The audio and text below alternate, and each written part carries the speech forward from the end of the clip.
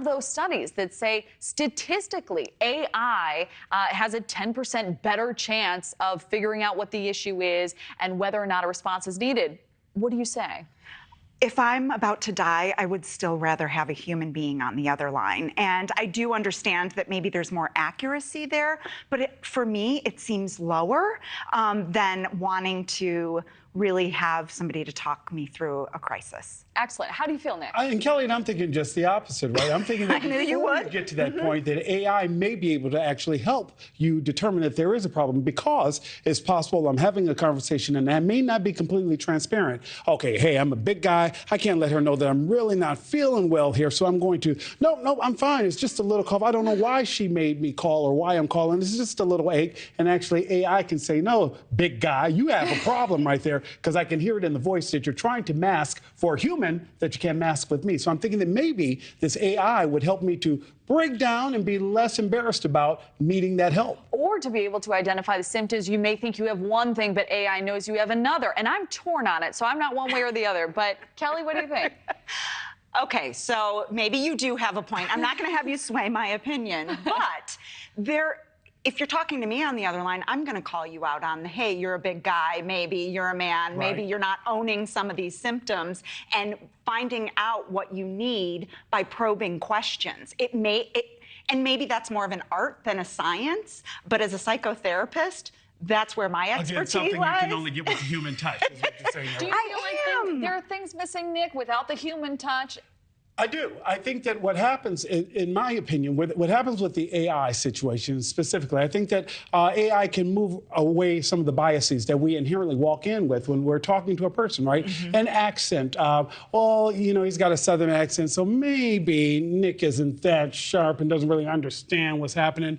Or maybe, you know, guys don't always go to the doctor, so this is really no big deal if he really had a problem. I just think that there are just things that the mechanical aspect of this would remove and possibly help me get the help that I may not even know that I need. And additionally, I think that what AI can also do is probably move it along a lot quicker. While it's assessing this, maybe it can also call for that ambulance or emergency service, or let my contact know that, hey, we're diagnosed with something happening here with Nicholas. Kelly, you may want to go ahead and get to the hospital because we're going to recommend that this guy take himself in to be checked out. Well, I think that's a really interesting analysis. And I hear your point, Kelly, because maybe through that filter, you're missing some human things that are, in fact, play a factor in the response that's needed in that case. So I'd love to get your opinion on one other topic, another interesting study. So ever wonder what makes an online post go viral? Well, from cute videos to articles that are shared hundreds of millions of times, researchers say the simple secret is you. People share what they relate to, things that have value to themselves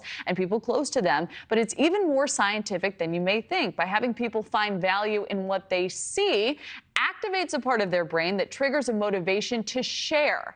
So, Kelly, does this surprise you? Is this earth-shattering, or would you say, yeah, I see that? I see that. I think we are drawn to things that attract us, and we are going to reshare things that are important to us. And so there is a higher likelihood of something going viral, especially if we're connected to like-minded people on social media. And Nick, you're so great on social media. So what do you think? This is share? me accessing my inner Kelly, because I think that what happens here is I want to share things that make me feel good and things that inspire me. So there's just a ton of Frenchies on my, IG DMs between friends and me, because what we tend to do is we're like, oh my God, those things are so cute. I've never met a Frenchie with a bad attitude. So I can always send a Frenchie photo or gift to a friend, and then we're like, oh, I've seen that one. Nick, I've seen that one 20,000 times. Well, why don't you send it to me? Because it's gone viral, because so many people have shared that particular one. All right, so Frenchies, what other things do you share? And, do you feel like you get to know your audience a little bit better, Nick, when you're doing it?